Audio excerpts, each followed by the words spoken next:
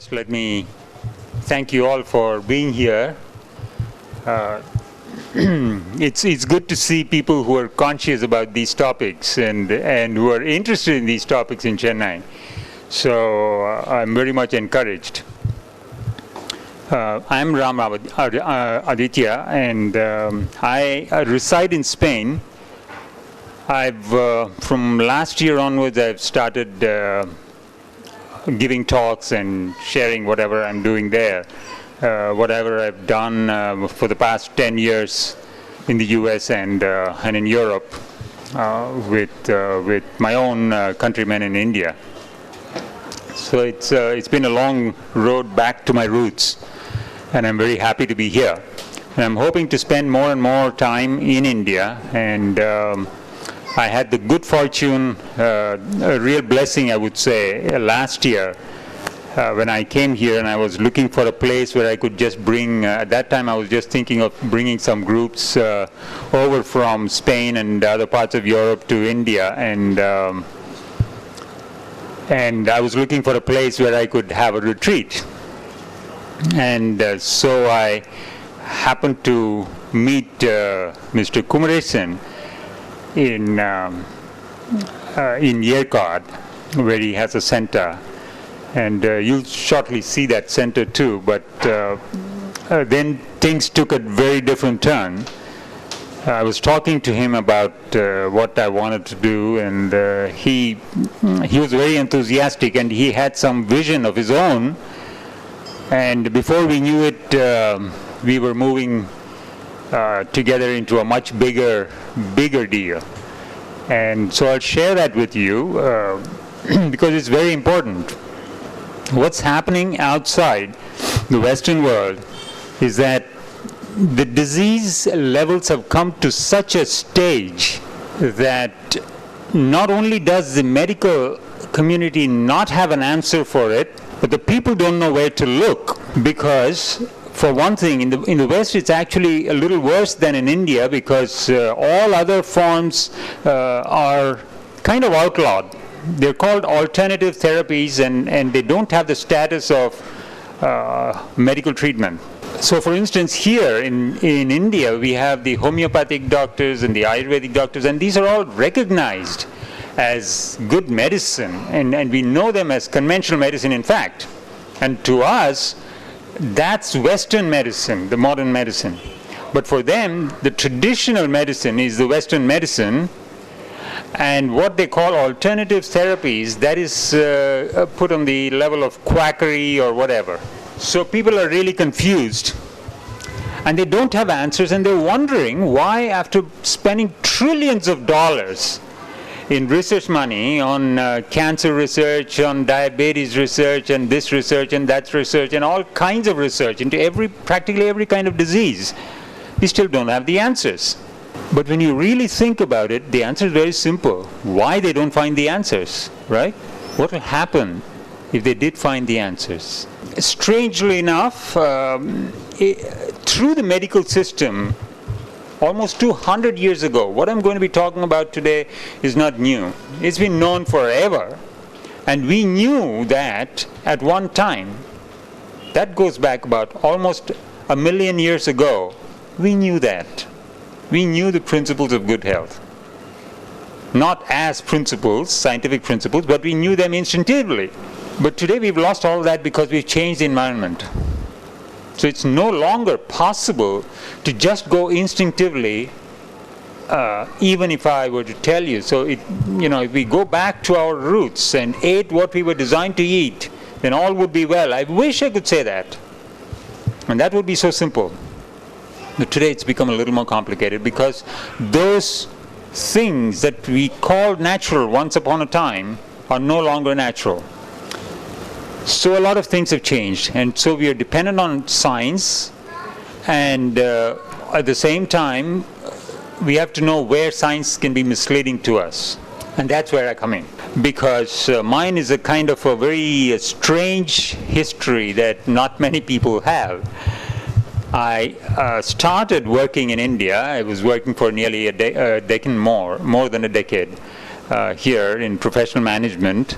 And then I left all that because I was always interested in a research career, and so I went into research and education in the United States.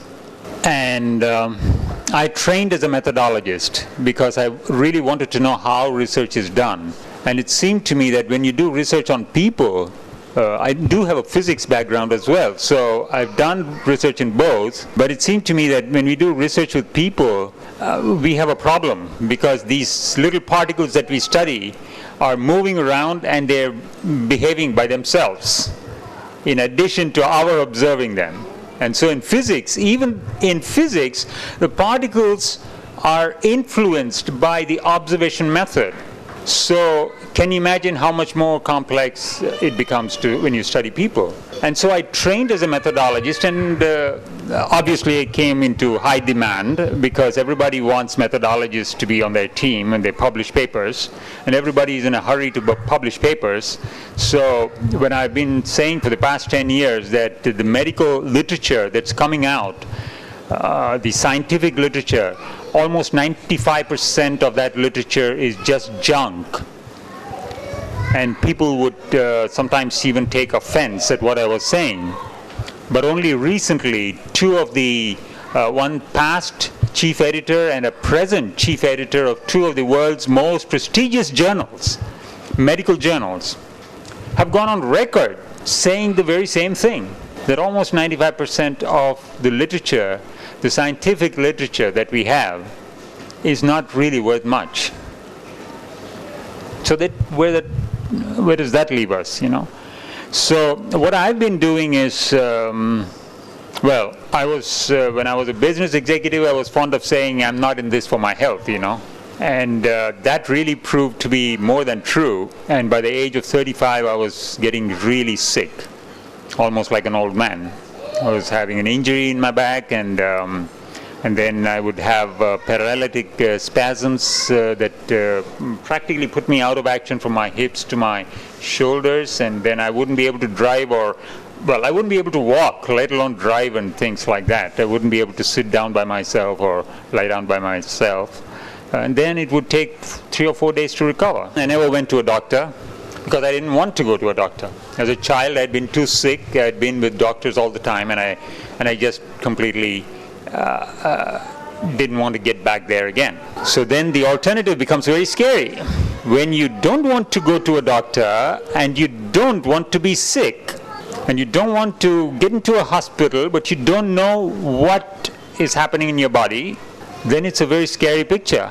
And so I was also watching my mother have a very, very painful end. The last 2 years of her life, she was barely able to move, and she was bedridden. And I didn't want to go like that. And so finally it was a very tough decision, but I left my job and a very lucrative career just as I was being asked to take over as chief editor of a research journal and all of that kind of thing. I left it all, and I turned to the study of health and nutrition. Well, 8 months later, I was running around like a teenager. They tell you the back injury cannot be cured.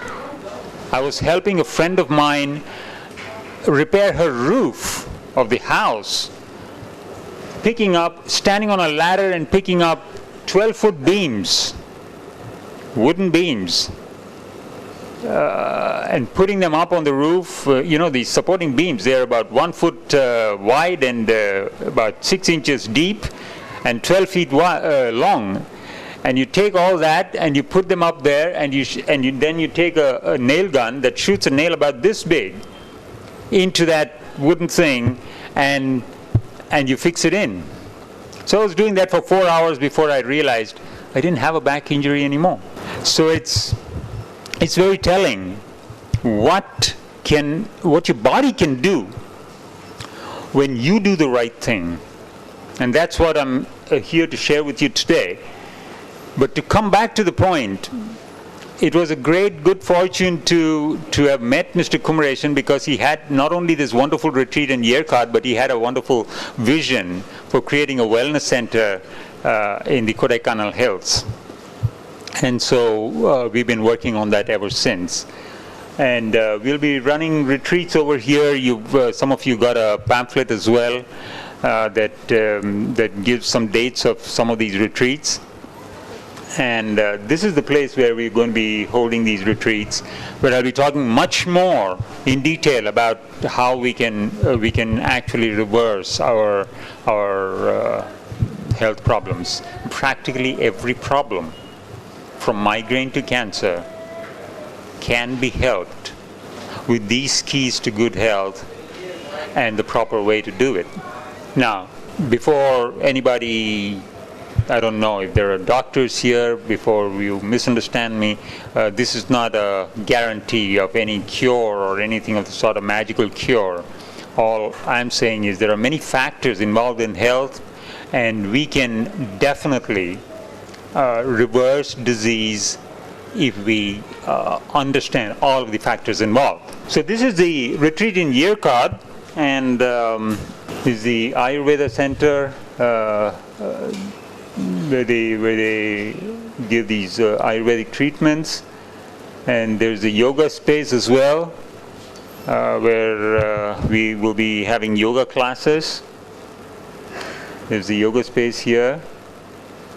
It's a very beautiful place, and well, this is the Ayurveda Center again, and this is the center, the architect's projection of what is coming up in the Kodaikanal Hills.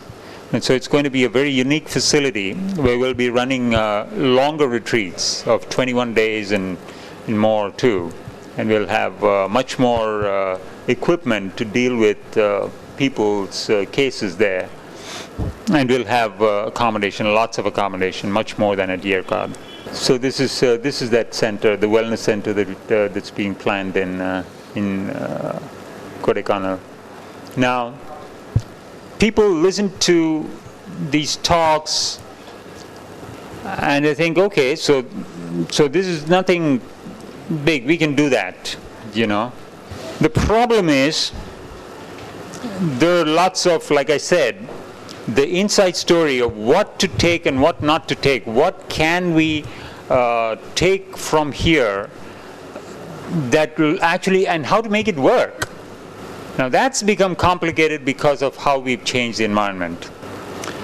And so in the retreats we handle much more information, and we also, the other way in which retreats actually help is that we teach people how to make food, and they actually help in preparation of food also, and they learn how to do things. Because most times, even if I run a one-day workshop, people listen to everything and they see everything and they go back home and they don't know what else to do with it, you know. And so it all peters out. So that money which is spent in a retreat is very well spent, because it can save you tons of money down the line. India back on track, because India is now leading the world in diabetes. I mean, for a long time I wished that we were leaders in something, but I didn't ever imagine that we would just end up being leaders in diabetes. We could have been leaders in so many other things, and we kept missing the bus every time. But this is what we're picking up. That's not good. The knowledge that I'm talking about today has come from our Vedas too. But unfortunately, now we are it's the West that is bringing it back to us. And why do we always have to take from the West? We already had it. So anyway, so without more ado, I'll get to the keys of good health. So the first thing that we need to talk about is clean air. Among all the factors important to our health, what could be more important than air? I mean, we can live without food for many days, we all know that. And we can live without water even for several days. But without air, even for a few minutes, you're gone. So air is easily the most important. And today's pollution levels are so high that what we don't understand is that the blood circulates in the body, the entire body, every 3 minutes. And that's several liters of blood going through the body. And the liver is one of the main cleansing organs of the body. And it's there like a filter, like your reverse osmosis filter in your home, cleaning out all that muck that comes up in the bloodstream. And what comes in the bloodstream is taken from what you eat, what you drink, and what you breathe. And how many times a minute are you breathing? You're taking in air all the time, continuously. And if that air is polluted, then can you imagine the rate at which your liver is working? Every 3 minutes is going through an entire cycle of blood, all these liters, about 3.5 liters or more, the very minimum. Now that's a lot of cleaning it's doing. And so what that means is that there's a lot of toxicity building up in our bodies.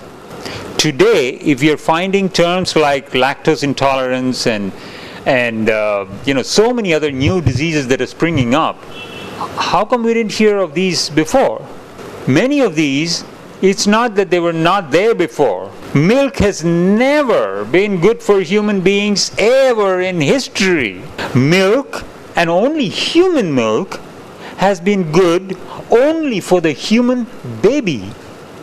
No other animal on this planet drinks milk as an adult.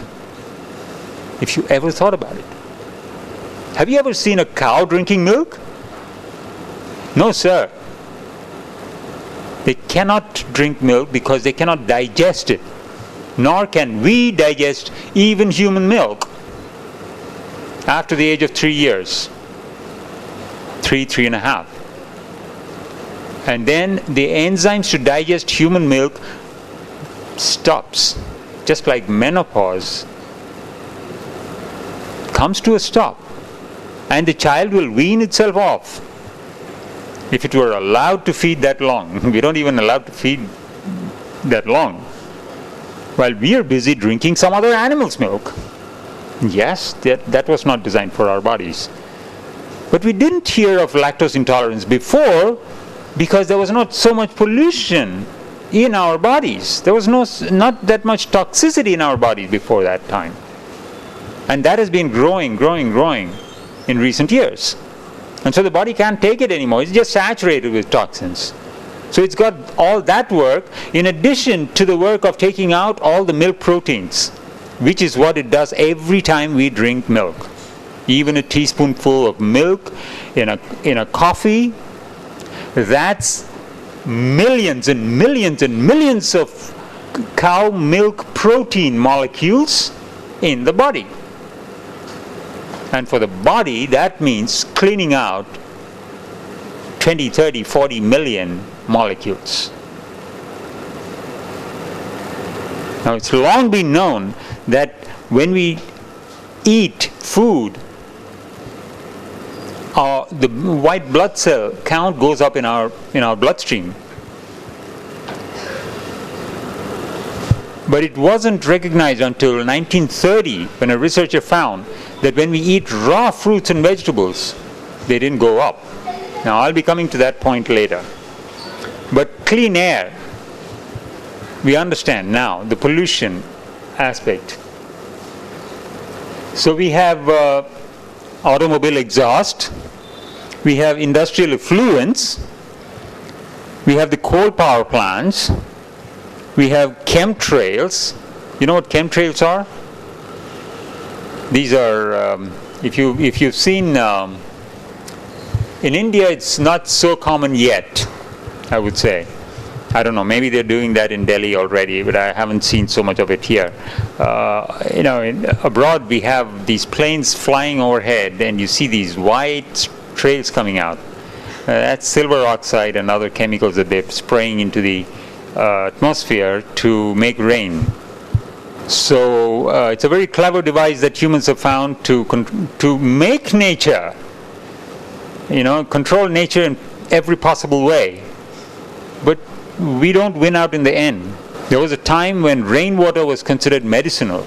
Today, it's pollution. And then there's the agri-chemicals. Some of the most dangerous dangerous aspects of pollution that you can think about, that is in the air as well as in the ground, and it comes through your food, and it comes through your water, it comes through everything. And that's why organic produce, like the one that Mr. Kumareshan also now sells in that farm, we'll be growing everything weedicide, pesticide free.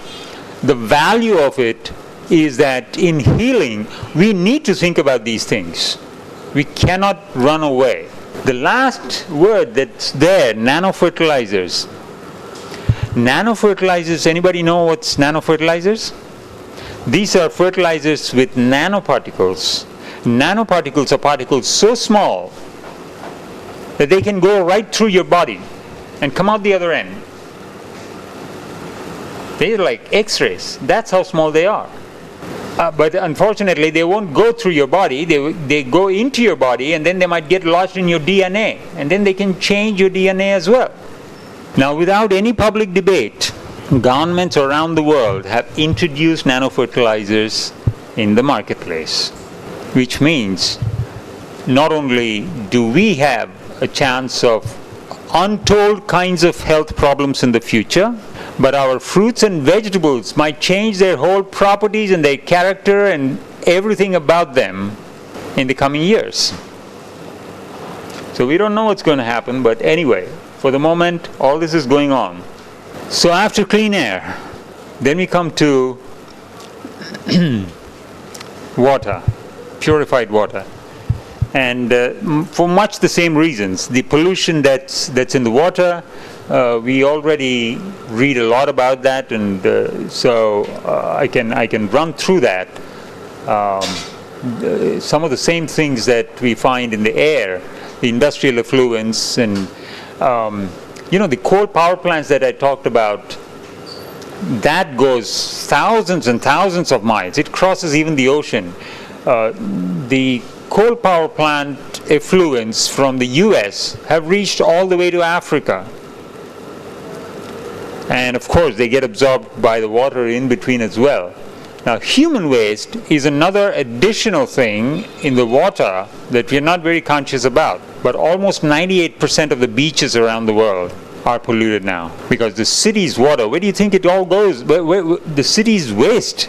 We flush the bathroom every time. Where does that matter go? Is the question. To all these buildings all around, everywhere. I mean, there's no earth to be seen around here in the cities. And there are these millions and millions and millions of people. I mean, we are getting close to 8 billion. While all the other species are dying. So that's how far we've come. And so all our waste, not only our waste, but the waste we create, plastics. There's an island the size of Texas, which is the largest state in the United States, floating off the island of Hawaii. And this whole island is made up of plastic. There's a lot of human waste. There's millions and millions and millions of tons of human waste that gets into the sea, that's just dumped into the sea through underground pipelines. Every day. And the fish and other sea life, the water life, they're dying. It's just too much toxicity. So water is again one of the main sources of pollution. After human waste, there's coal power plant effluents as well that get into the water, all the oceans. And there's a lot of mercury in that. And that's how the mercury gets into the fish. And then the fish gets into us. And so the mercury gets into us. Now the fish is not toxic to, the mercury is not toxic to fish, but the mercury is toxic to human beings.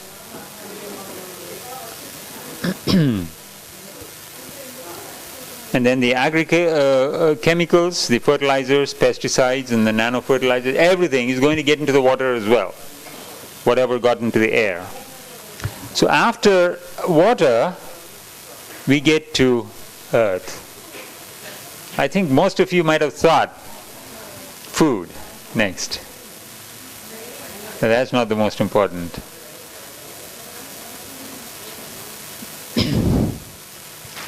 Earth is very important for a number of reasons that we have completely lost track of. This is one of the things that we are least aware of.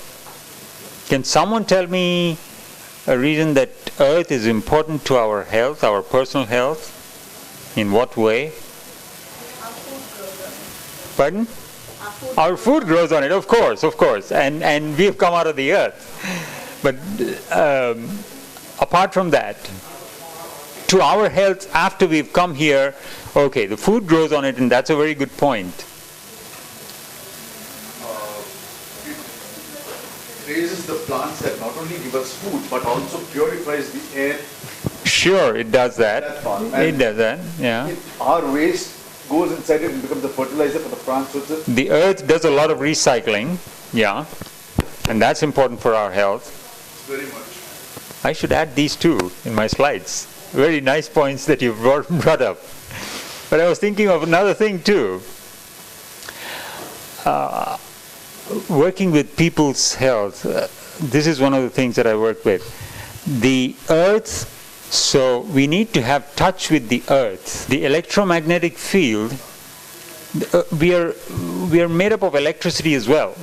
And our brains run on electricity, electric impulses. And there's a wiring system. Our nervous system is a wiring system. And there is a very real electromagnetic field around us. And that's what we sometimes recognize as a chakra, but it's not exactly the same. The chakra energy is very closely related to this electromagnetic field. Because if this electromagnetic field is out of balance, then your chakras are also out of balance, and you can be emotionally off balance. You can get into a lot of other problems.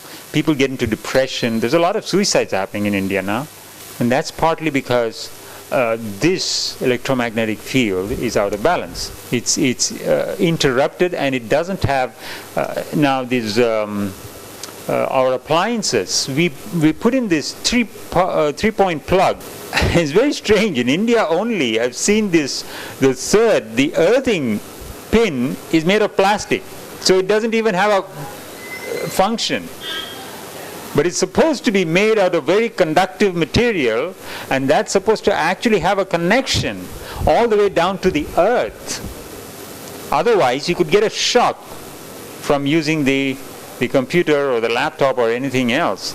If you touch it, it actually happens to me in India. It happens to me when I touch my laptop. Since it has an aluminum frame, I get a shock. So we are not completing the circuit because we are always wearing shoes. So at least sometime during the day we must. In India, we have this good practice of at least not wearing shoes inside the house.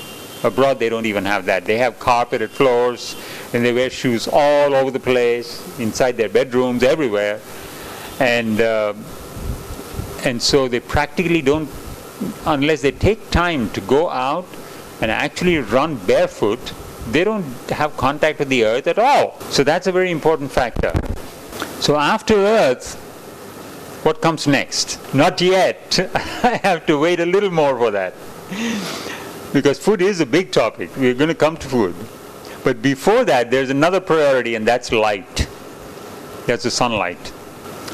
And you'd probably find it unbelievable if I were to tell you that there are people living on air and sunlight alone. And they're not having any food. And I'm not talking about these rishis up in Gomukh or some other place up in the Himalayas. I'm talking about normal people in different countries, people of different races, and not even highly spiritual, but they just found that they could live without food, and they've given up having food.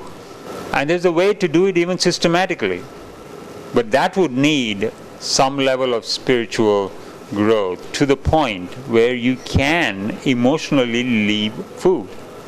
So for most of us, food is necessary, but before that, light is more important, because light plays a very crucial role in what? Light, sunlight. You know what I'm talking about, right? Vitamin D, right? Everybody's going to say vitamin D. And that's one important influence of light. But then, apart from that, sunlight entering our eyes influences our endocrine system. And our endocrine system would mean the thyroid glands, the adrenal glands, and the pituitary gland. These three glands control the rest of our body and the way your body works. And if a person puts on weight just because they have a lot of rice, that's something to do with the endocrine system. If another person doesn't put on weight, no matter how much fat or sugar or carbohydrates they eat, that also has to do with the endocrine system. But that is influenced, our health is directly influenced by the amount of sunlight directly going into our eyes, not through glass, not through plastics, not through my glasses. So I have to make sure that I'm without my glasses for a good part of the day. And I do that. And they found out in experiments that animals deprived of that kind of light, kept in artificial light and without that ultraviolet spectrum that comes along in that sunlight, they'll sometimes lose their tails. Their skin gets a different shade and they change color and they become really sick. So the surface, vitamin D, that's another thing that's worth mentioning, because most people, do you know that in India, what I'm finding, I was very surprised when I first found that out last year, that people are having such extremely low levels of vitamin D. I was in panic. And many of them didn't even know that it was so low. They were in single digits. And that's really, really low. Now, I was giving a talk in Bangalore, and there was a team from Finland that was also attending that talk. And one lady got up and said, I don't understand how that can be, because I'm from Finland and I have low vitamin D and my level was in 25. And you say people are in single digits, how can that be? And the answer is, it doesn't have to do directly just with the sunlight alone. Of course we have much more sunlight than Finland has. But whether we are able to absorb it is the question. And to absorb it, we need other vitamins and minerals in our bodies. Not only that, we need to let our bodies absorb that vitamin D, which is formed on the surface of our skin, and it's absorbed over a period of 2 days. Now, if you spent all day out in the sun, and then you came home and washed your body completely with soap, and you have a shower, you've just washed out all the vitamin D that was formed on the top of your skin before it could be absorbed. So the first thing that makes you think about, is soap very good? And soap is not something natural. That is something that we've acquired in civilization.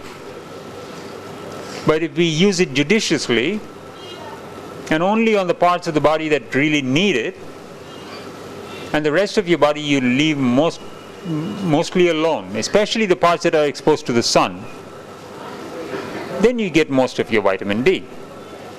Because just a shower is not going to take it out, but shower with soap will take it out. Again, the vitamin D cannot be formed if you're sitting behind glass doors. So even if you get sunlight coming through the glass doors and it hits you, it's not going to form any vitamin D.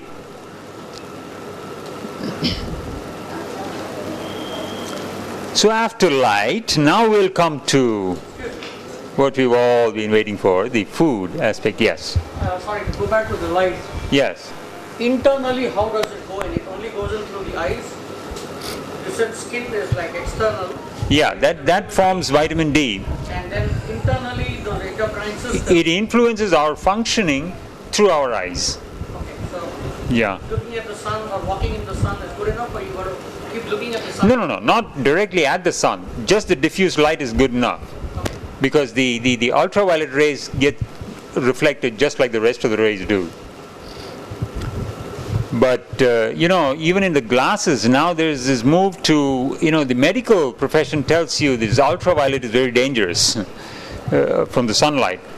It's not the ultraviolet rays from the sunlight that is dangerous, because the earth already takes care of that. And they should know better than to tell us this, because the earth cuts out the range of ultraviolet that is harmful to us. It only lets in the range that is beneficial to the plants and to the human beings. And that is something that we need. Now, it does get to its maximum value during the middle of the day. And that's why you'll find all the animals retreating to the shade during that time. And that's a good thing to do. But what do humans do? They put on their sunscreens, and they go out on the beach and they bake all day long, especially in these Western countries. They let their whole bodies bake in the sun, in the midday sun, and then they come out. Now that's the worst thing you could do. And of course, people get cancer, not because of the sunlight again. They get cancer because of the reaction of these ultraviolet rays and the rest of the spectrum on the sunscreens that they're wearing, and that gets absorbed in the skin, and it has reactions, and then they get cancer, of course. So, before we go to blame nature, we need to examine what we are doing. Did I answer your question? So, coming to food. Food is, since most of us are going to be living with food, we're not talking about living on air and sunshine, we have to deal with a bunch of questions about food. What to eat is the first question. And I'm glad most of you are sitting down, and those of you who are standing up may have to sit down as well when you hear this, that we need to eat human food first and foremost. And most of us are not eating human food. What do I mean by that? Get to it. There's a question of when to have that food, and how to have that food, and how much to have. Now, what is human food? Let's take a look at briefly what our bodies are designed to gather in nature as food. Every animal is given equipment to gather its food and eat it. Am I right? Everybody agreed with that? Okay. So if I let every animal be itself and gather its food, you don't see tigers hunting with bows and arrows or guns or whatever. They go with what they have, and they gather their food.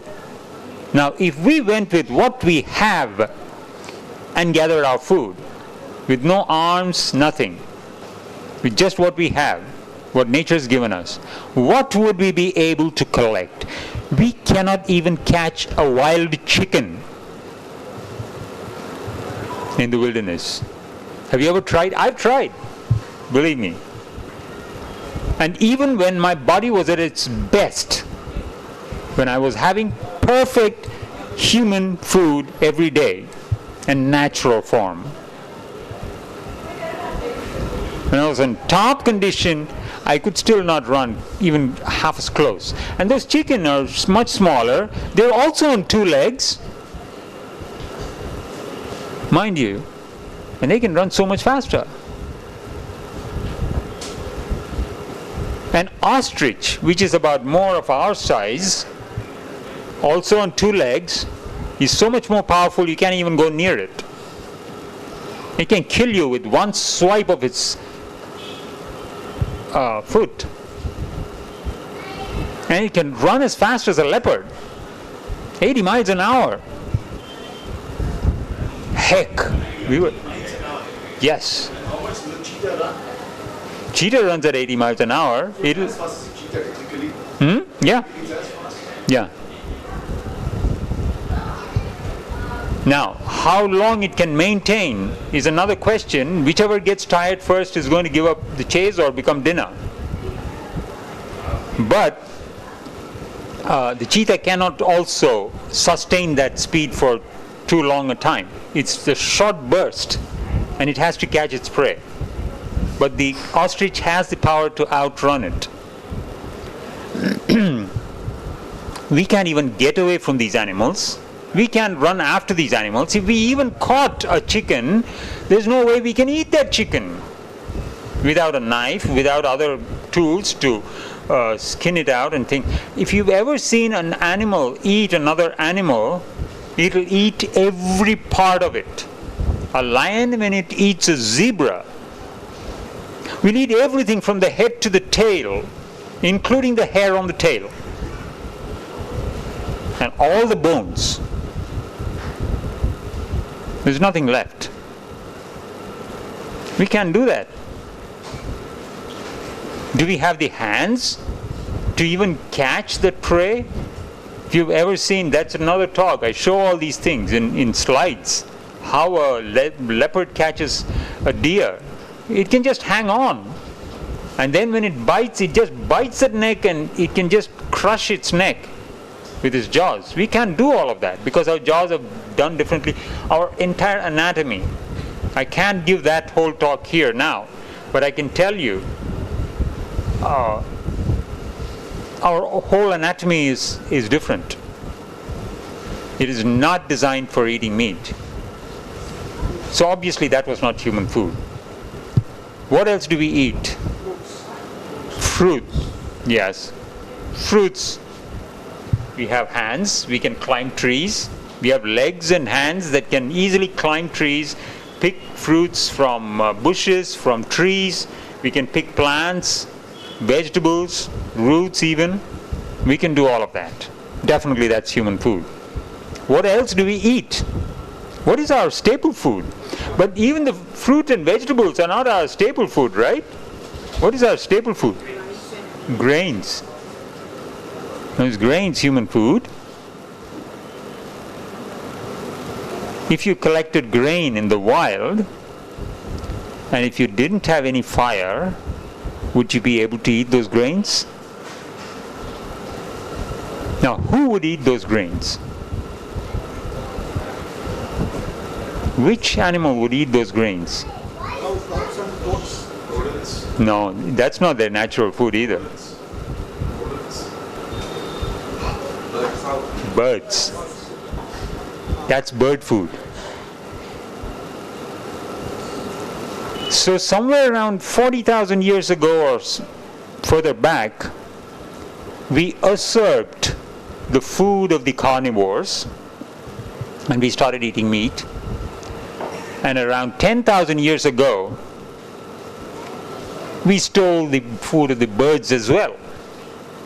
And now we plant all these crops and put a scarecrow on there to scare away the birds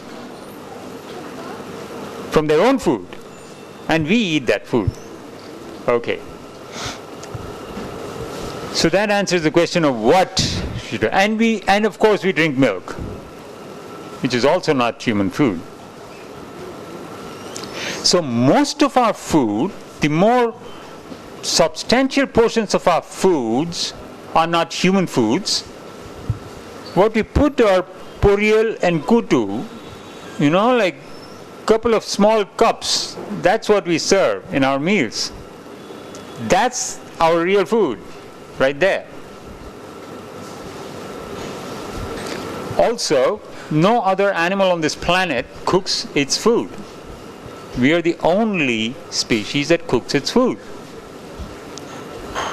And so, yes, we get diseases. Now, people ask me, how is it then? We've done this for thousands of years, 40,000 years. We've eaten meat. 10,000 years we've eaten grain and we've lived. So what's the big deal? How did it happen if it was not our food? The question is, how long have we been on this planet? We've been on this planet, according to the anthropologists, we've been on the planet for about 3.5 million years. If you take this period of time when we've been eating meat and grain, grain is only 15 days in our lifetime.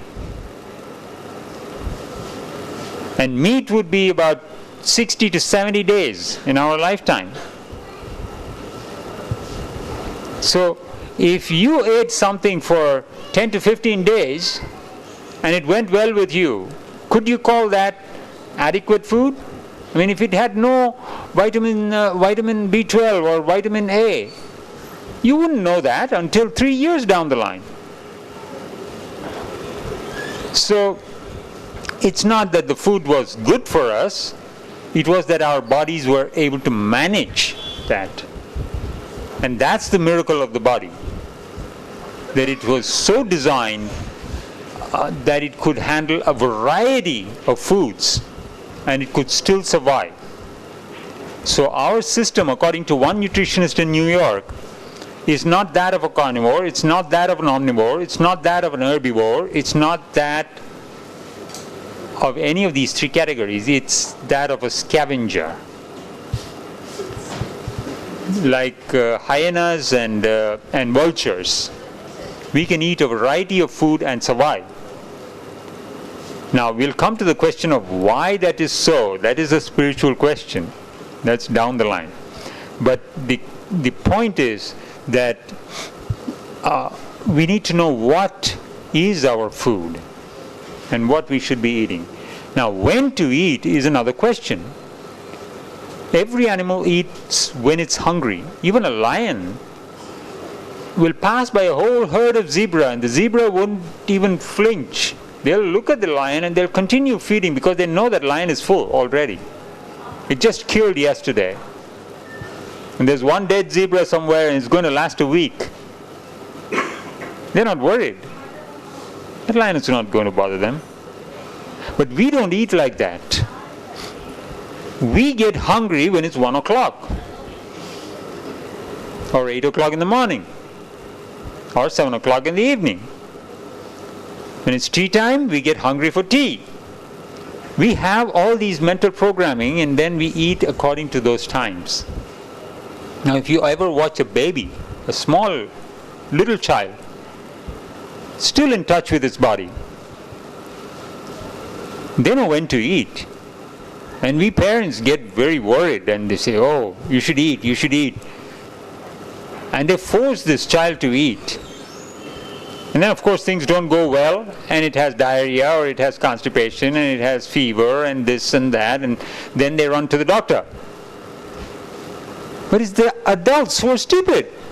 Because if we let the child tell us when it wants to eat and feed it when it wants to eat and what it wants to eat, it's perfectly well. I've seen this time and again in real life experiments, even with my son. So when to eat is a big question. How to eat is another question. We need to masticate our foods, and we don't do that nearly so often. Even when we eat grain, first of all, we don't have the enzymes to digest grain. So when we have grain, most of it just goes out the way it came in. But it changes its color and form because obviously it mixes with the bile fluids and it gets changed. But nothing else much happens to it, it's not absorbed. If I ate the same quantity of bananas, like I do every day, for breakfast that's what I have fruit of one sort or the other. And I'll have a good quantity, I'll have about 10 bananas. If it's the small ones like the ones in India, I easily have a dozen. I'll finish off a whole sheepu with, It goes off. And nothing will be coming out at the other end tomorrow. There's not enough to come out. Everything goes into my body. That's the difference. Now, if I had the same amount of rice, I'd be stuck for 2 days, first of all. I would not even be able to go to the bathroom. And when it does eventually come out, there'll be a lot of it. So, when we do eat grain, though, that's carbohydrate, and the carbohydrates get digested mostly here. So the only way you can get even some little nutrients from that rice or wheat or whatever is by keeping it in the mouth as long as you can. Now, once it goes to the stomach, it can't get digested. Only the proteins can get digested there. And then after it passes through the duodenum into the intestine, that's when the rest of the carbohydrates and some fats get digested there. But your grain carbohydrates cannot get digested here anyway. It can only get digested here. So the best way to have rice would be with nothing else, just blobs of rice and in your mouth, and masticate it until it's wet enough with your saliva that you can actually swallow it. That's nature's signal for when you are permitted to swallow your food. So when you have fruits, even with fruits you can see different fruit have different textures. And they'll remain for different lengths of time in your mouth before you can swallow them. Bananas will go in very easily. They get absorbed very fast. Watermelon even easier. I'm sorry to interrupt you. Yeah. How far does resistance training, like weight training, differ for us? Oh, we'll come to that. We'll come to that. That comes under a different topic. Yeah. So we need to pay attention to how we have our food, and then finally how much. That's a big question too, because for most of us we have the wrong idea of how much we need to eat. More is actually less. The less load we place on the body, the more nutrients it'll get from whatever is in there, and your body becomes more efficient. Now, the more quantity that we put in, it is not that our bodies get more healthy, it's just that our bodies have to work more. And so they end up not really absorbing all of the nutrients, and in the process struggling so much that you feel tired. When we eat a good meal in the afternoon, why do we have a siesta? Because first of all, we are eating grain, which places a big load on the body. When you eat only vegetables, you won't feel that sleepy. So my normal diet doesn't have any grain in it at all.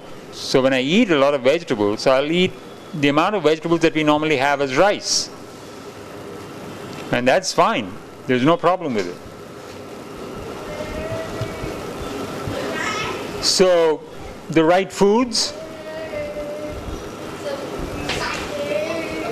plant foods, products and ingredients, and avoid cereals, use sprouts instead. Sprouts are a good source of protein and carbohydrates as well. And basic staples should be fruit and greens, green leafy vegetables. That's very important for vitamins and minerals.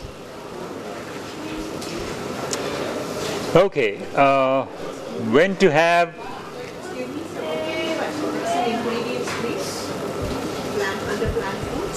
under plant foods? No, when you buy things in the stores, try to go for plant-based foods.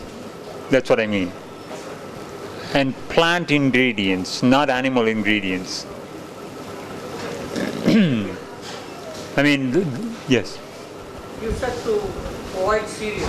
Mm-hmm. All these companies tell you have cereal, lose weight. And the sugar industry tells you that sugar is good too. The dairy industry tells you gut milk, Drink your milk, because that's where you get your calcium. The problem is that the calcium, there's a lot of calcium in milk, but that calcium doesn't get absorbed by our bodies. So they tell you a lot of things. There's another kind of problem too. Even doctors will tell you sometimes, if you have a anemia, they'll tell you you need to be eating meat because you're low in iron. Obviously you're not getting it enough from plant foods. There's enough iron in the plant foods. Nobody ever died of anemia. But what happens is, when you have animal food, yes, you'll absorb a lot of iron. But that's because actually excess iron is more dangerous to the body than low iron. That's why I said nobody ever died of anemia. But people can die of excess of iron in their bodies. Now, to prevent that, the body has a mechanism to regulate the absorption of iron. It's like a thermostat. So even if you have a lot of iron coming in your spinach or whatever other foods that you have, the body will only absorb what it needs. And no vegetarian has actually been found to be in serious trouble because of low iron or anything of that sort. But with animal foods, that iron actually has a different name. It's called hemi-iron. And that iron bypasses this regulatory mechanism and it straight away get absorbed. So your body can't tell you if it's absorbing excess. It'll just keep absorbing. So you can actually get into an excess grain. Go for about 4 or 5 days without any kind of grain at all and see what happens to your body. You'll feel the difference. And definitely it won't kill you not to have grain. I can tell you that. I can vouch for it because for years I haven't had grain. Now when I come to India, it's 85% grain. I can't avoid it anywhere I go. And even at my family's place, everybody, my sisters, my brother, everybody, that's all they have, basically. So it's a bit difficult here. But try and do that for a couple of days and see how it feels. Wait until the body calls for food. And another very important thing is proteins are best around noon, in the middle of the day, and then you have carbohydrates, starchy vegetables in the night. A lot of people will eat heavy meal in the night, and then even I got into that habit at one point in my life for various reasons, for reasons of work or whatever. But it's better to have the proteins in the afternoon because that's when your digestive juices are functioning at their highest level. How to have the food, preferably uncooked, unprocessed as far as possible, and masticate and eat mindfully. And that's the latest point that I made. When you actually watch what you're having and you taste it in your mouth, you look at the colors of whatever you're having, enjoy everything that you're doing. Don't judge yourself, but look at the food on your plate. Observe the colors. We're usually spending our time talking while we are eating. Instead, the best way to have it is alone. I have my food alone as far as possible. And you observe that food that you're having, observe the colors, the texture, how it feels in your hand, and when you put it in your mouth, how it tastes, what the flavors, and everything.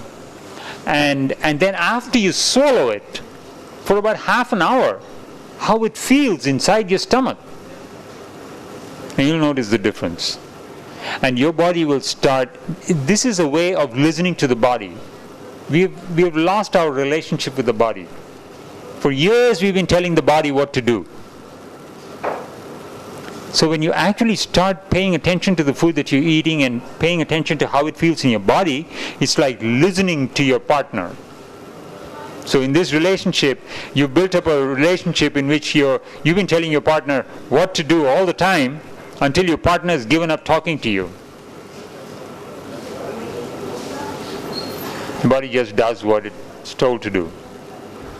And so now when you start listening, it'll start telling you. oh, this feels good.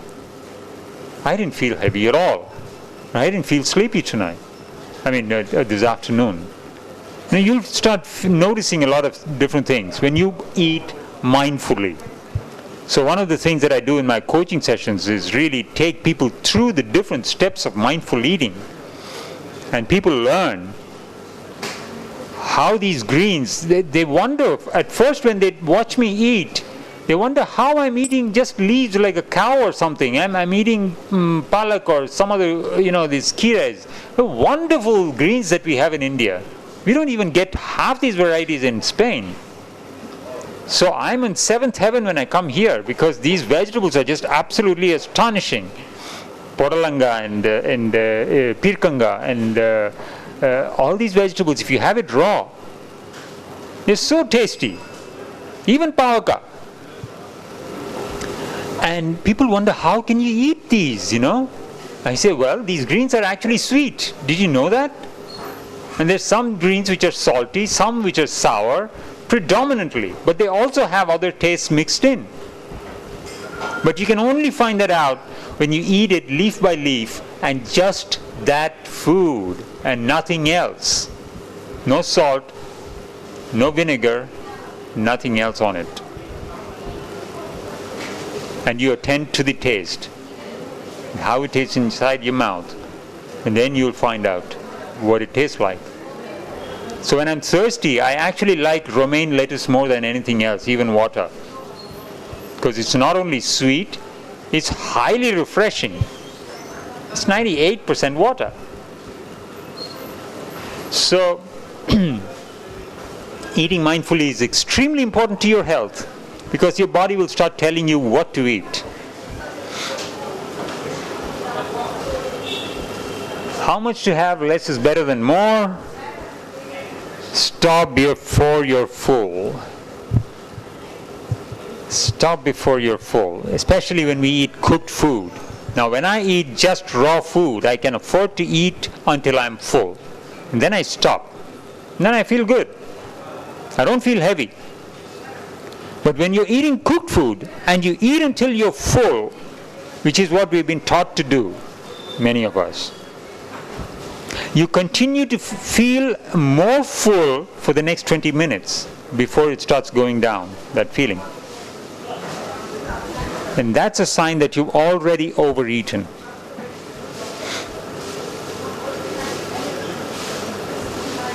Quantity and the kind of food, they need to go together. So when I have raw foods, yes, I'll have a dozen bananas, small bananas, or about 7 or 8 medium-sized bananas. And you might think that's a lot, but that's just the right amount for a meal. It gives me the amount of calories I need, gives me the amount of proteins, carbohydrates, and fats that I need, even the fats. Yes? Bananas are supposed to be heavy loaded with sugar. How does it work on the diabetes? Absolutely no problems. I put him on a diet of fruit to get over his blood sugar problem. I mean, doctors tell you can't touch bananas or mangoes. I bring down the sugar level with bananas and mangoes and nothing else.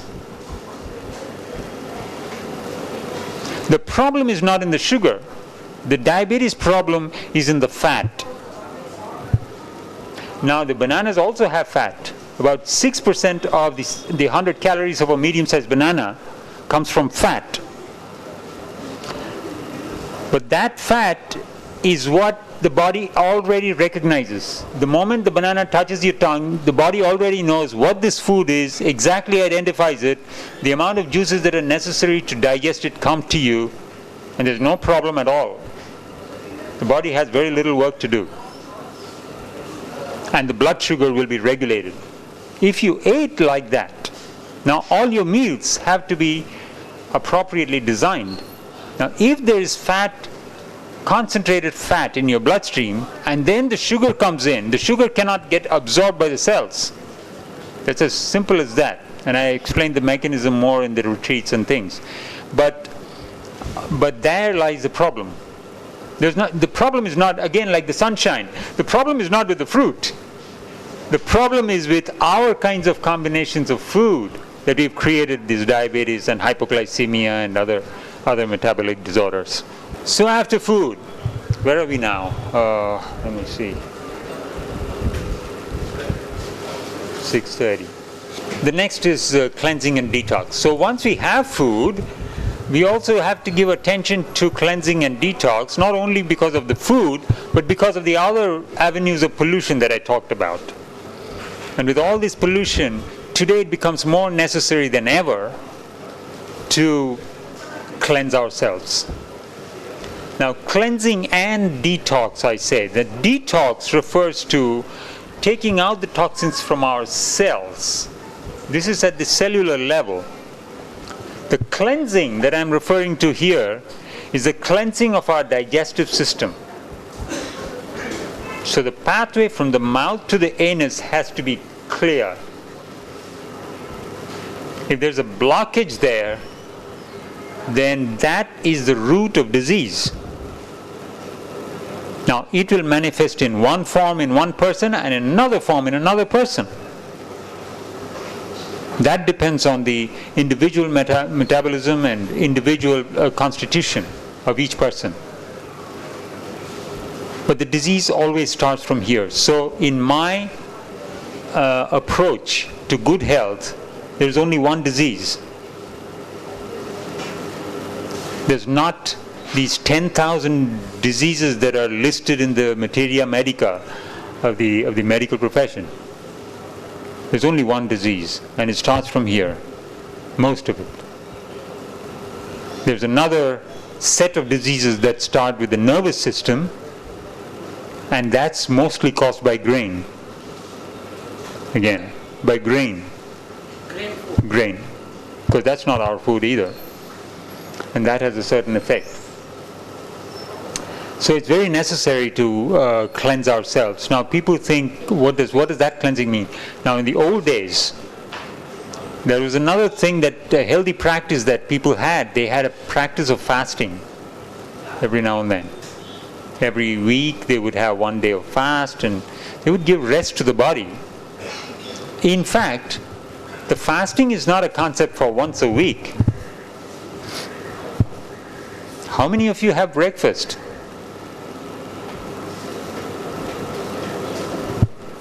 How many of you fast every day? How can you break your fast when you didn't have a fast? That's the question. And it's not a coincidence. That word was breaking the fast. Even in Spanish, the word is desayuno. Ayuno is fast. Desayunar is to come out from a fast. So, when I have my dinner at 7 o'clock, and after that I stay awake for at least about 4 hours, and I have nothing except water between that time and about 9:30 to 10 in the morning, then I'm giving upwards of 12 to 16 hours of a fast before I put anything else into the body. That's every day. And when you do that, the body learns to clean itself. It not learns to, it already knows to clean itself. It just needs the time. And when we don't give it the time, it can't clean itself. So you keep getting more and more toxic. So you can prevent that toxicity.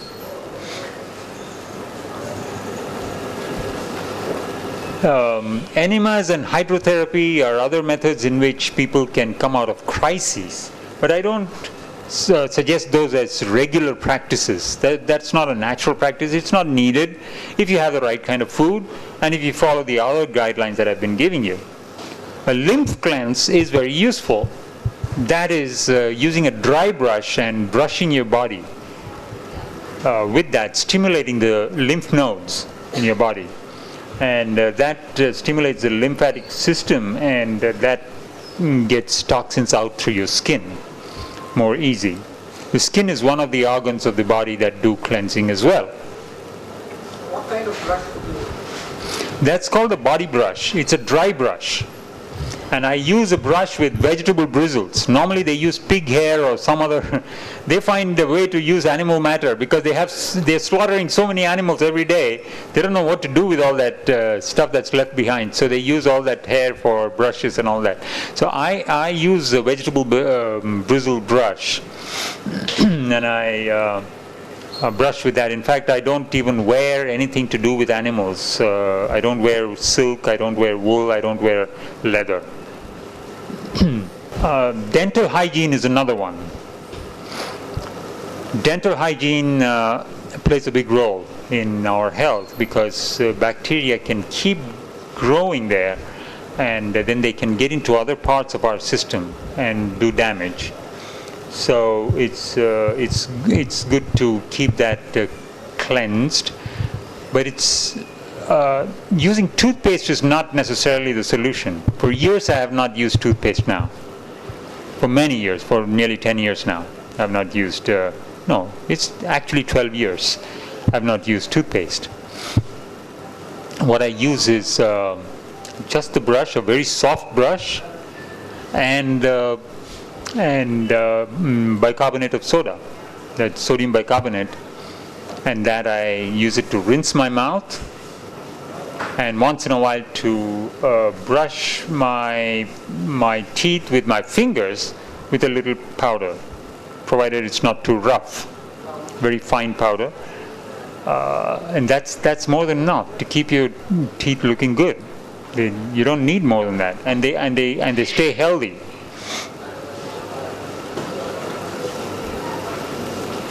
Exercise. Now that's where we come to your question as well.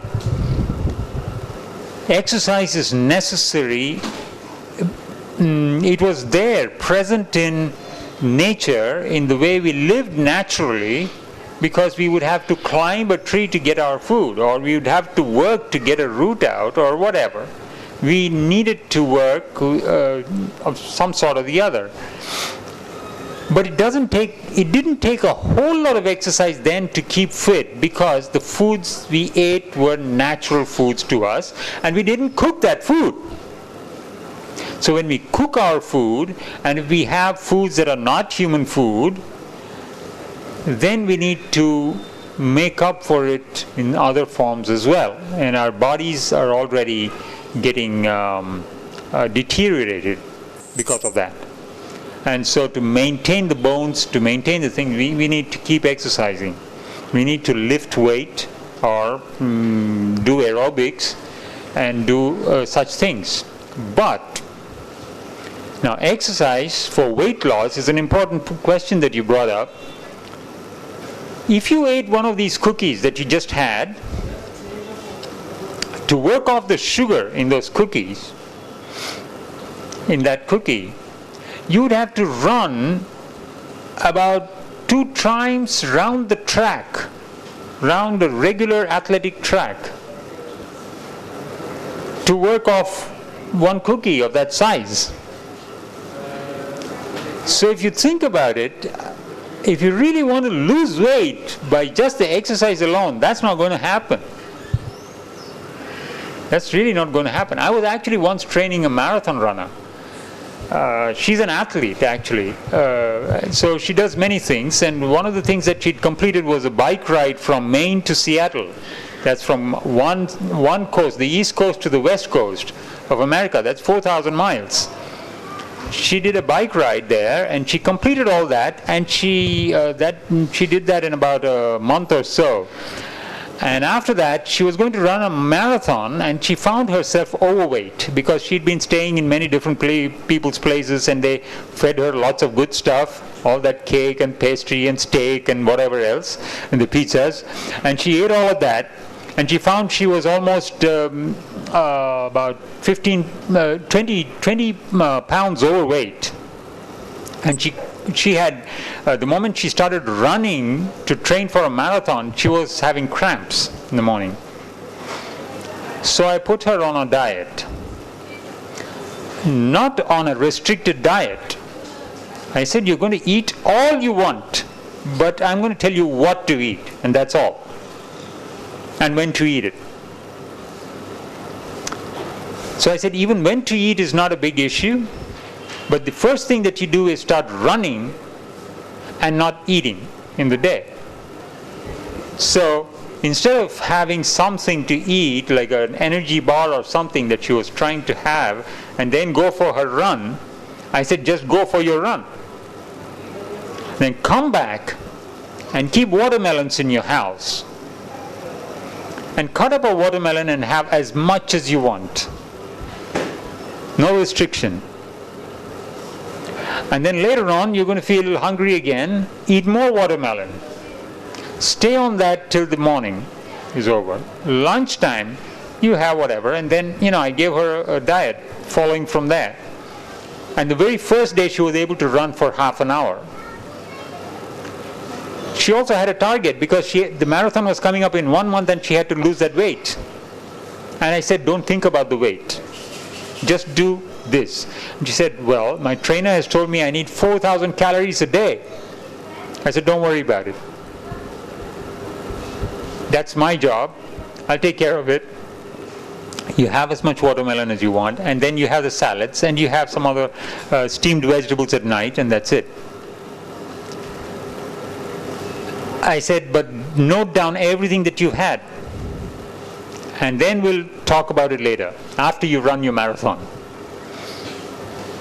So she went with me, she did all that, and she ran that marathon. She lost all that weight, extra weight, and she lost even more weight until she came to the weight that she was when she was 26 years old at her healthiest. And she said, I'd never felt like this in a long time. And she ran that marathon. And after that, I said, now go back and calculate how many calories you had. She was doing all this in about 1,000 calories a day. 1,000 calories a day. So, there's a lot of science that's out there that's not really good. I was told to eat 100 grams of protein a day, and I was going from bad to worse. I had that paralytic attack just before I started on this other diet, and that's how I know how long it took for me to recover from this kind of thing.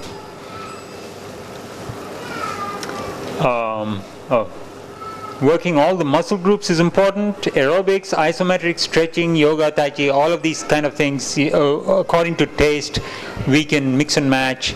We can do all these things. These are also things that we teach in the retreats. How you can do whatever is good for your body, whatever you need. Rest and sleep. That's another important factor that we ignore.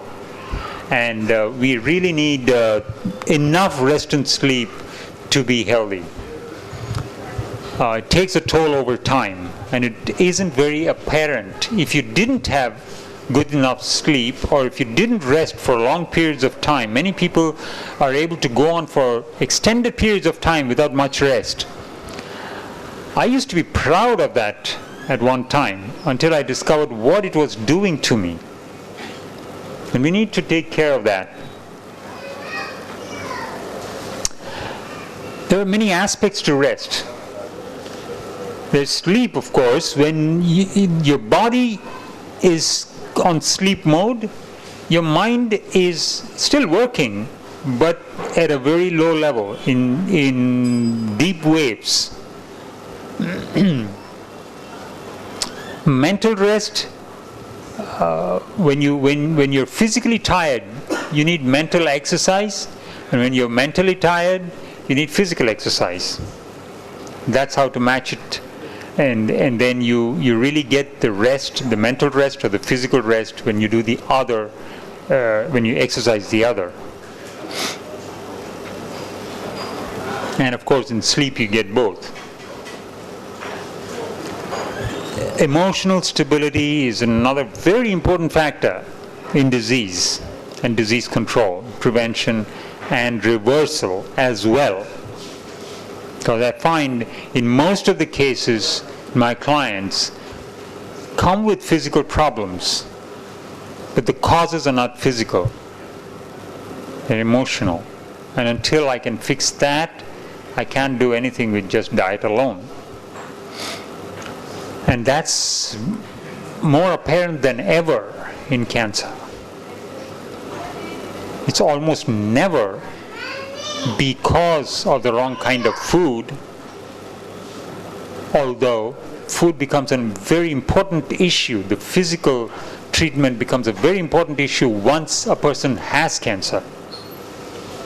But the root cause is not there, and until that root cause is handled, cancer will not go.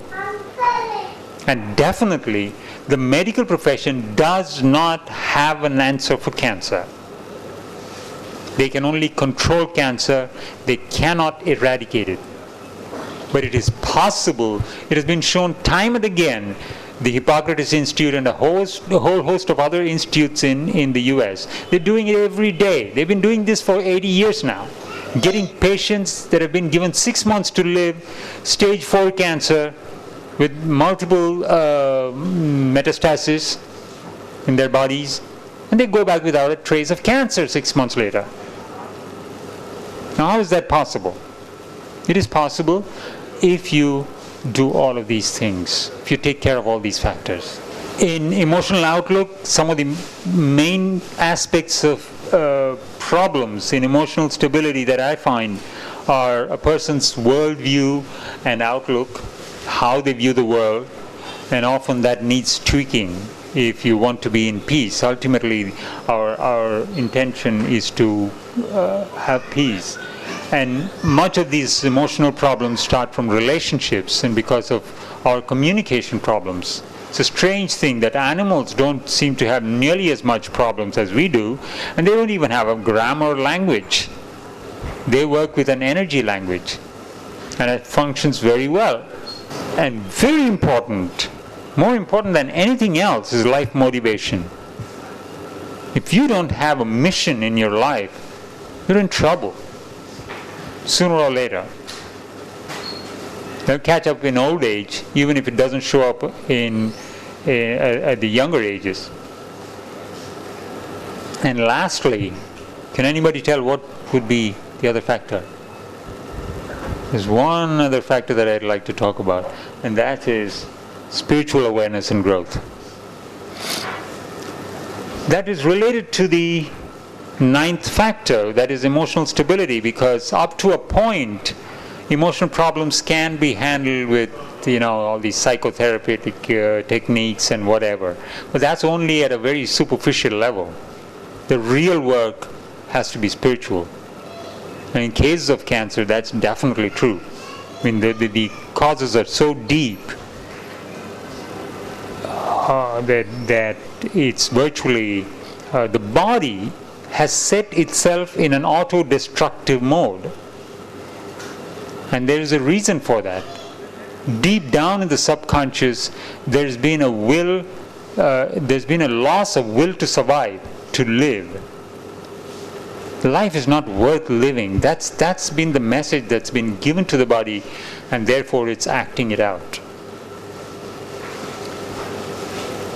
Well, that about rounds up the 10 factors that I wanted to talk about. This is my website, ammatierra.org. It's Amma, of course, stands for mother, and tierra is Spanish for earth. And the name just happened to come to me while I was doing sun gazing one day, and so that's become the name of my website. And graceful healing is what I term my approach to good health. And that is healing from the inside out, and not trying to fight it from outside, but letting the body heal by recognizing the basic inner intelligence of the body and leaving it intelligently alone. Yes. So what you say about these elite athletes working weight training, is that actually healthy? Explosive athletes, I'm not endurance ones, sprinters, throwers. Yeah. Is it actually healthy? That extreme kind of training has a negative effect down the line. I mean, this kind of thing, if it is not maintained. Now, Muhammad Ali is a vegetable now, after all that kind of training that he went through and everything. He had an illustrious career as a boxer and world champion, but at the end of it, there's a price to pay. But if you take an example of Nolan Ryan, baseball pitcher, he's pitched 100 miles an hour, but he's still okay. He seems okay. Many people seem okay on the outside, and inside they're having scleroderma and they're having ALS and they're having all kinds of things, and you notice that 18 months down the line they're gone. And they look perfectly normal when you see them. So you can... Arnold Schwarzenegger. Yeah. A lot of people do extreme exercise, and many of these Olympic athletes that work extreme number of hours. Now there is a trainer, a colleague of mine actually trains world-class athletes. He's trained athletes like Martina Navratilova, Carl Lewis, and many different world-class athletes. And he's an athlete himself. He runs about 10 miles a day. He's my age. That's near 60. So he eats nothing but fruits and green leaves, and that's about all he eats. That is his daily food.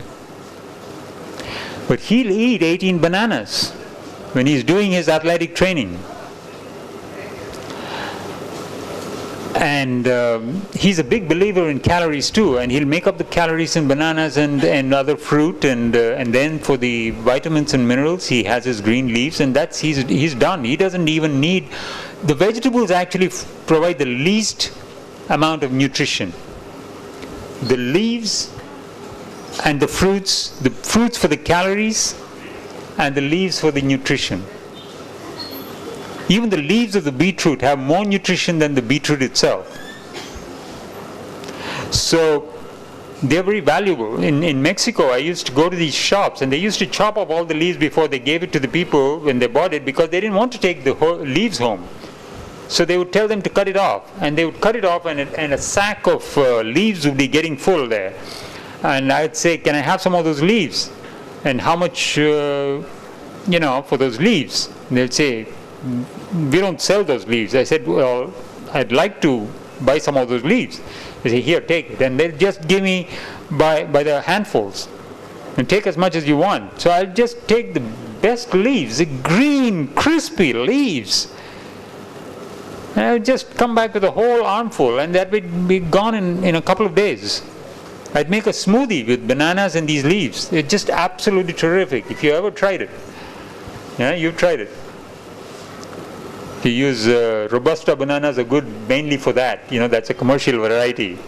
Sir, there is a doctor in Pune who's suggesting for diabetes, he asked them to take a smoothie made out of different kinds of green leaves first thing in the morning. That's right. That's right. What makes... Pardon? We have n number of bananas and mangoes. Even if you have diabetes, that's not the actual cause of diabetes. No. We can have n numbers of... Not only that, it doesn't do anything it's not harmful for your diabetes at all. It is harmful when you are in your normal diet that you're used to, and you eat the mangoes or the bananas as well, then you have a problem. Okay, the grains which are not human. It's a combination, yes. And the fat that goes with that food. Even if it's only a couple of tablespoons of oil that have been put into your food, if you have dosas for breakfast and uttapam for breakfast, and then you have a mango to top it off, you're in deep problem. You can build up diabetes in a couple of days like that. Shocking. Yes. And that's the problem. Pardon? The millets? Yes, there's a lot of talk about millets, and millets are actually much better than white rice. That's what people are having, because they have a lower glycemic index and they're higher in the nutrients than white rice is. Rice is not the indigenous grain of this country anyway. Millets are. Millets will grow in many different seasons. They're much easier to grow. They were the ones that were grown in the southern parts of India and even other parts of India, in the northern parts, until rice came along. So yeah, millets are better, but they're still bird food. Like I said, they're not human food. Like you said, if we have bananas alone, we do Yes. not go to the loo quite often. But if you said you have 12 bananas, and it's You'll go to the loo for a different reason. You'll go to urinate. yes, but It's a lot of water. defecation, not for defecation. Yeah. But how would the banana, if you have, suppose I start having a banana diet for about, say, 10 bananas a day for 1 week, I won't be defecating like normally I do. It will all go into my body and not go down. No, you'll have a much lower quantity of, if you only had bananas during the day, Okay. you're not going to have that much of matter to come out. So it will go into my body and I'll be healthier. Yeah, that's right. You get practically everything in there is taken in by the body. Proteins, minerals. Yes, it has about, so if I have 8 medium-sized bananas, that would be about 800 calories. That's half my meal for the day. I mean, half my food for the day. And how does having glasses prevent the UV rays entering our eyes, or it doesn't come through the other glass also? We need to directly go out without our glasses. Yeah, spend some time without glasses. Spend some time without That's glasses. the thing, it doesn't come through this glass also. Then suppose sunlight comes through an oculus. What prevents it from getting into our bodies? No, there is no ultraviolet. The ultraviolet rays are cut out. The visible part of the spectrum comes in, but the ultraviolet is cut out. Now, certain kinds of plastic let that in, almost 98% of that ultraviolet range, from about 200 to 280 to 400 angstrom units. That's the wavelength range that we need. And it will allow most of it through, but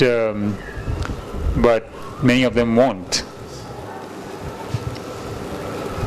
So, any other questions? These are two things which I've talked about quite a lot. At least my daughter recommends like quinoa and chia seeds. Nutrition point of view. Well, quinoa, first of all, it's not a grain that's, the question was, I don't know if everybody heard it, the question was quinoa and chia seeds. What do I think about those? It's very expensive here, and I hope it remains expensive because it's ruining the economies of the peoples who are used to having quinoa in Southern America, because everything is being exported out here. And so the indigenous people are finding it more difficult to get. It's the prices are going up there. So I don't use it anymore. But it definitely is a better grain. But then we have so many other millets, so there's no need to go for quinoa. The same goes for chia seeds.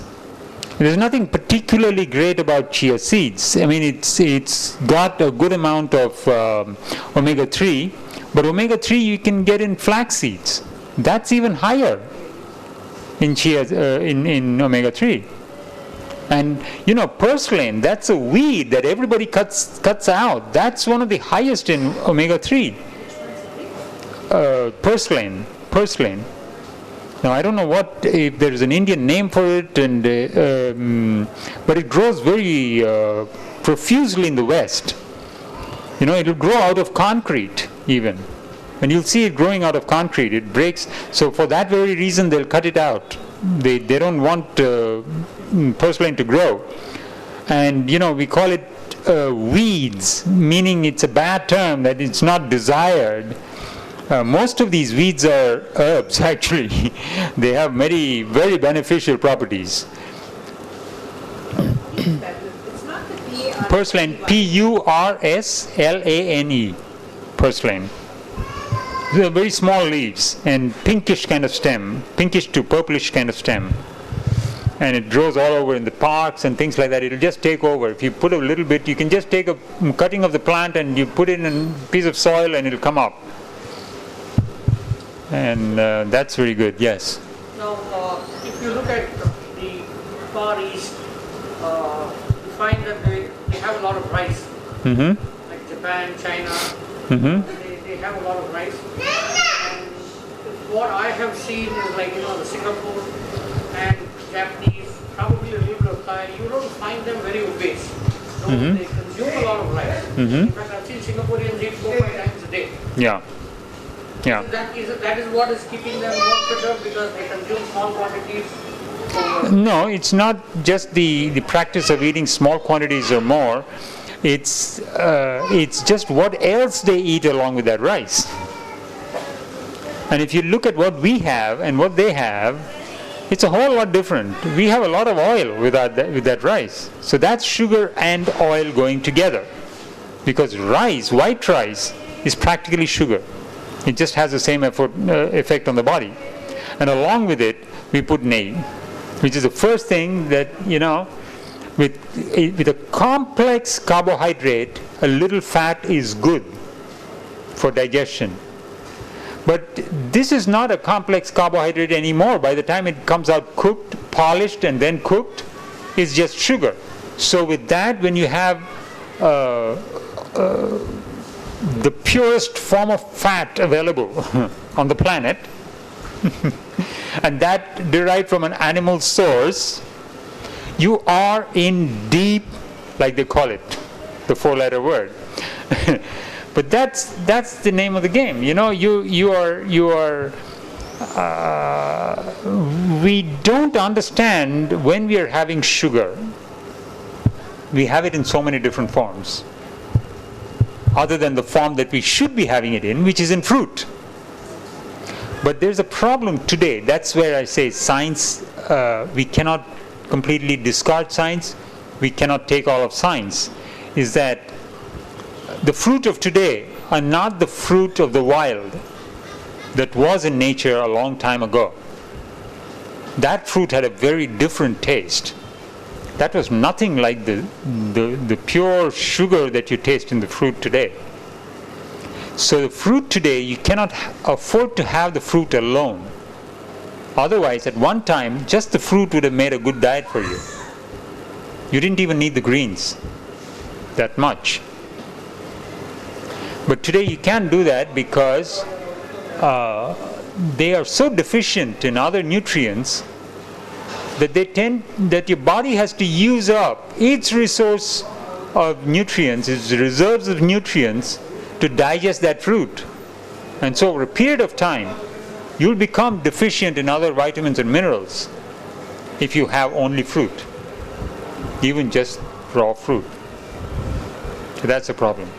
So red rice is a slightly better option? Red rice is a better option than white rice, definitely. And pound. Yeah. But important to understand that we shouldn't be mixing sugar with fat. That is a big no-no for diabetes. Sweets. No, all our sweets are sugar and fat, sugar and fat, sugar and fat. What makes the Westerners so huge and muscular compared to us? Hormones that they put in the cows, and then they eat the cows. They torture the cows, they do all that to the cows, and then they eat that flesh which is sick to begin with, and they get sick. What makes them so huge? That's the hormones, the growth hormones that they put in there. So it makes them larger also? Yes. Generations. Yes, over It's not generations. genetically like that. No, it gets transmitted genetically. Okay. Now, if we lead a very healthy life, our children will be born healthy, and that effect carries for the next 3 generations. The same goes for disease. If the parents are diseased, then the child is born with that gene, and it will carry on for 2-3 generations, even if the child lives healthy. Genes pick it up. Genes, they're adaptive organisms, and gene transmission is a reality, but so is the fact that gene expression can be changed. So you could have, I actually know a very good An excellent example of this is a friend of mine from Florida. She's an African American woman. If I showed her photograph to you, you can look her up, Annette Larkins, on YouTube and thing. You'll see her. She'll look. I ask people, how old is she, and they say she's about 35 at the most. And she's like a model, and she goes dancing. She loves dancing, and she goes out and she has a great time. All the men are after her to dance with her. And her husband is over there, the potbelly, and he sits at home and he has his pork grilled. She's on a different food. Now her family, she comes from a family where everybody, her parents, her uncles, aunts, everybody died of cancer before they were 50 years old.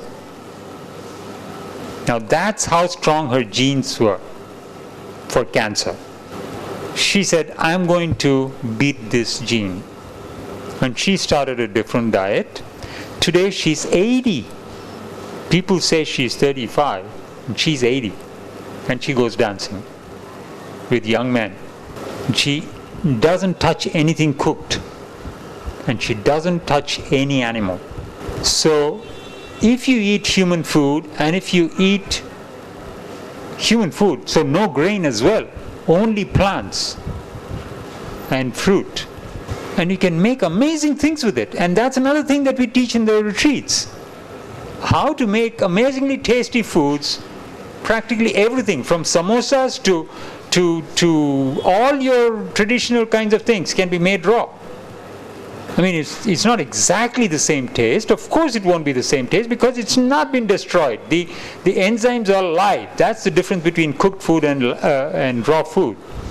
Raw food has the live enzymes. Cooked food, all the enzymes are dead. So your body has to put up the enzymes. Now your body has a finite reserve of enzymes. When that tank runs out, you're dead, unless you have enzyme tablets. That's why doctors start prescribing enzyme tablets as you start growing older. Yes. Is it okay to mix cooked and uncooked food in one particular meal? One. And two, is it okay to have, say, a couple of roti and some white rice in one particular meal? Say for lunch, you mix grains like rice and wheat, cooked and uncooked. Generally not a good idea, because concentrated starches, every starch is a different starch. Every food, every protein, any food is different. So what you need, the enzymes you need to digest a banana even is different from what you need to digest a mango. It's that individual. I mean, nature is so complex, and yet it's so simple to actually maintain our body, because we don't have to think about it. If we did just what nature designed us to do, which would be whatever fruit you got in that area, if you ate just one fruit for a whole meal, then there's no problem. And then for the next meal, you can have the other one. The same goes with any other food like grain or other proteins. If you mix the concentrated proteins, the problem is in the digestive juices, they are put out by the body at different times in the process of digestion. So with meat and milk, for instance, that's a classic case that I used to illustrate the point.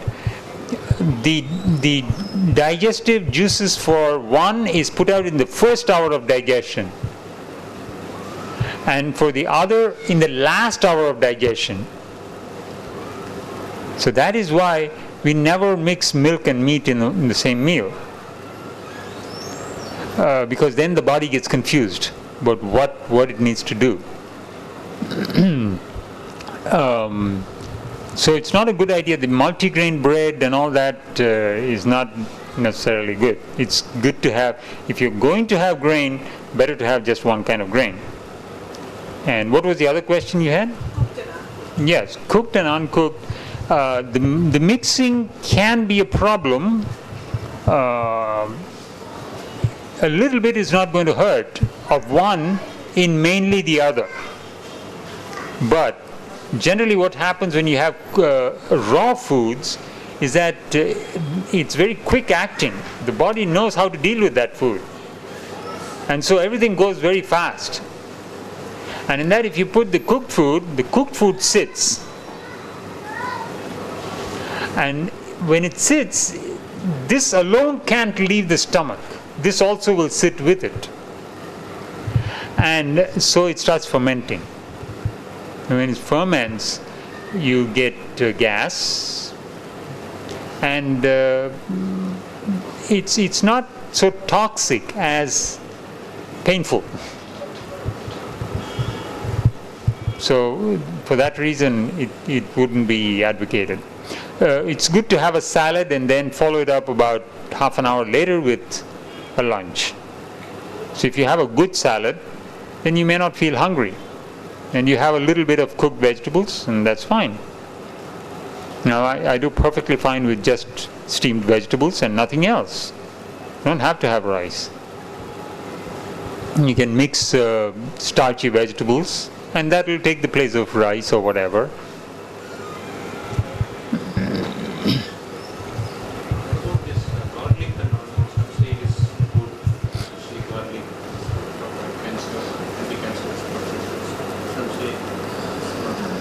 Yeah, they're both antiviral and they're antibacterial. So ginger is good, garlic is good, onions for those with respiratory problems, onions are good. But then what we do is we start with the onions and we start frying them. That's the worst thing that you can do to an onion, because when you cut up onions and you start cooking it, and if you get the vapors, like Brian Clement of Hippocrates Institute says, he's a colleague of mine, he's a director of that institute. He says, if you smell onions coming out of the kitchen, take a good breath in, because that's the most you'll get out of that onion anyway. Because all of the beneficial substances in the onion go away in the vapor. So what I do is when I steam my vegetables, I steam the vegetables, and then at the final time, when they're almost done, then I just dig a hole and I put the onions in and cover it all up and shut the lid, and I switch off the stove. And it'll cook in just that heat, but all the vapors will be held inside. And so they're absorbed there. Yes. So thank you all very much for coming, and this is my email and my website. If anybody wants to contact me, they can. I'm available I do consultations as well.